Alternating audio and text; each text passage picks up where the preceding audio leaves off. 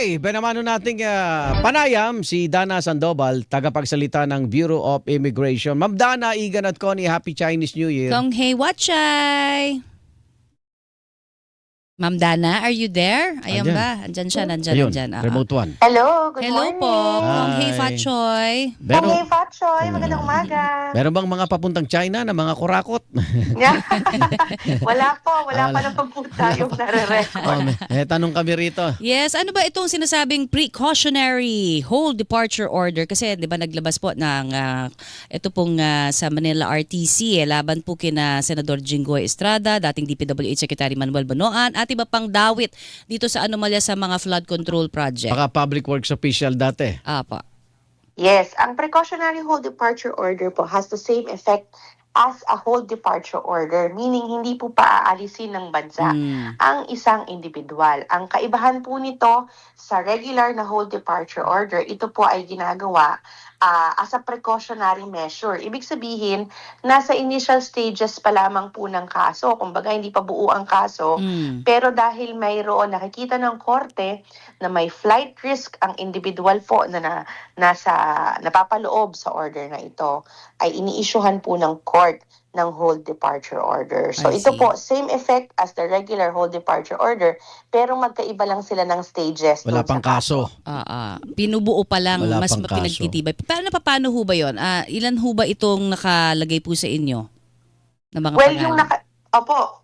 ang nakalagay po doon sa ating precautionary hold departure order na nakuha po natin sa RTC, si Senator Jinggoy Estrada, former Secretary Manuel Bonoan, kasama din po si Roberto Bernardo, Gerard Opulencia, and Henry Alcantara.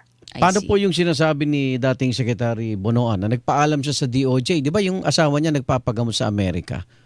Yes, Pinayagan daw I siya. think it was for the Immigration Lookout Bulletin kasi dati kung maalala Ilbo. niyo po, Yes. siya po ay nakalagay sa Immigration Lookout Bulletin na in-issue po ng Department of Justice, kaya doon po siya nagpapaalam. But this one is different kasi sa Okay. Lookout Bulletin po, lookout lamang, monitoring lamang ng kanyang travel. Technically, maaari po siyang lumabas at pumasok po ng bansa nang wala pong hadlang. Okay. Monitor lang po natin ang kanyang travel. But with this one po, sinasabi ng korte na hindi talaga pinapayagan Papalabasin. na umalis siya. So, Kung ninanais niya po na lumabas ng bansa, maaari po siyang humingi ng permiso sa korte na naglagay korte sa na. kanya sa whole departure order. sa bagay sinabi niya yun, hindi pa niya alam na may precautionary hold departure. Paglabas Pwede siya pala kahapon yan, sa DOJ. So ngayon, alam na niya, sa korte na siya magpapaalam, Ma'am Dana. That's right po. That's Okay. right po. Okay. At bago po yan payagan, explicitly po naglalabas ang order ang korte para sabihin po na binibigyan po sila ng allowed departure order para temporarily po they would be allowed to leave due to important reasons. Pero their names will remain in the whole departure order. Ako personally parang nagulat ako meron palang ganito, yung hindi pa buo yung kaso. Pero pwede palang meron ng precautionary Kasi baka tumakas hold na eh. departure. Oo. Sa ganito hong Baka kasi pag nabuo na yung kaso, Mare, hold hindi, departure na wala hindi na na. bumalik eh. Oo, yun na nga. Di ba? Oo. So, ganito ho ba talaga, kasi parang ngayon ko lang narinig yung may precautionary hold departure. Matagal na Pwede ba pala ito? yan, oo. Yes, matagal na po ito. Actually, parang mahigit 10 taon na po siguro Oh, itong dapat pala matagal nang ginagawa Dapat yan. pala, meron na si Saldi maaaring ko, maglabas binigyan na po agad ang niya. korte ng precautionary hold departure order. Ang ano po ito, parang from what I recall, this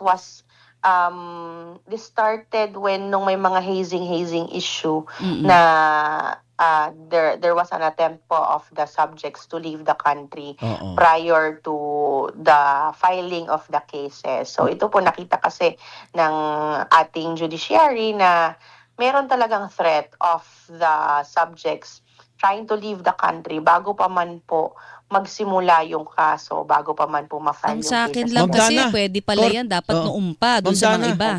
Korte lang ba mag-i-issue niyan? Hindi Yes, DOJ? korte Yes. lamang Korte po lang, ang ayun. maaaring Korte lang, mag-issue oo. nito. So, kailangan maisampa sa korte. Sabi naman po, Oo. once received, immediately nilalagay na po natin sa ating system. Okay. So, paano po ngayon? So, hindi po pwedeng makalabas ng bansa po itong mga nasa listahan. At kung sakasakali ho, kailangan talagang sa korte rin sila dudulog, no, para kung sakali Payagan. pagbigyan sila. Tama ho. Yes, it's only the court po na makakapag-allow ng kanilang travel temporarily kung kailangan po nila ng allow departure order at meron pong important circumstances palabas ng bansa. Or kung ililift na po ng korte yung hold departure against them, it's still Okay. the court po na magsasabi So, nun. in this case, Manila RTC rin sila dudulog. That's right po. Okay. So, dun po sa usapin naman ng backdoor, kasi syempre, May mga tao na ba tayo doon? oo, kasi sinasabi nga nila kung Sa talagang Mindanao. may balak umalis, hindi ba, hindi naman talaga dadaan na dyan sa mga area na Yung- alam nilang maho-hold departure sila, di ba? Ang nalaman nyo na yung ruta ni na Alice Go, Harry Oh, Roque. nalaman na ba ninyo? Oo, alam Saan nila eh. po?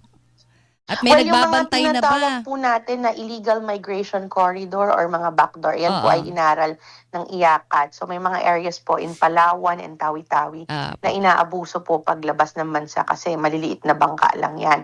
Ito po ay binabantayan po ng local government unit and police doon as well as the Coast Guard. So far naman po kapag may na-encounter po sila doon, ini-inform din po nila yung immigration para po i-check and i-verify kung ano yung detalye or yung identity ng mga individual na nahuhuli nila. And sa ngayon po, wala pa naman po kaming nakukuhang report po sa kanila about any kind of attempt nitong mga involved po dito sa flood control project. Isa-isahin ko. Ma'am Dana, nasa na si Saldi ko?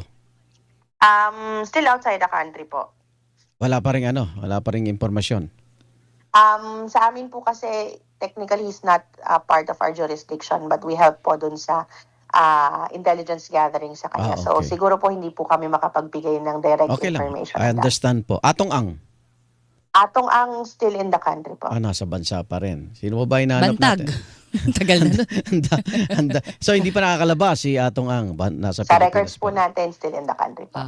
At kung sakasakali nga ho, ito yung mga, syempre ang gusto natin malaman, may mga ginagawa na ba kayo dun sa patakaran aside from your coordination with the provincial government, dun po sa area po ng Tawi-Tawi, kung saan pa man, parang sinasabi kasi, once nakalabas ka dun, meron ka pang parang binabayaran doon na counterpart naman sa susunod na bansa, sa Malaysia, halimbawa. Yun nga po, yun yung difficulty doon. So gagawa po ng pag-aaral ang Interagency Council Against Trafficking on it doon po sa mga maaring itap natin. So may mga rekomendasyon po sila doon sa improvement ng security ng area kasi malaking baybay dagat po talaga yan. Oo. And admittedly, napakahirap pong bantayan ng areas na yan. But I think the strengthened coordination is napakalaking bagay na po na nag-uusap-usap na LGU, Coast Guard, Police, para alam po na itong area na to talagang kailangang bantayan Dapat kasi ayusin. naaabuso po siya.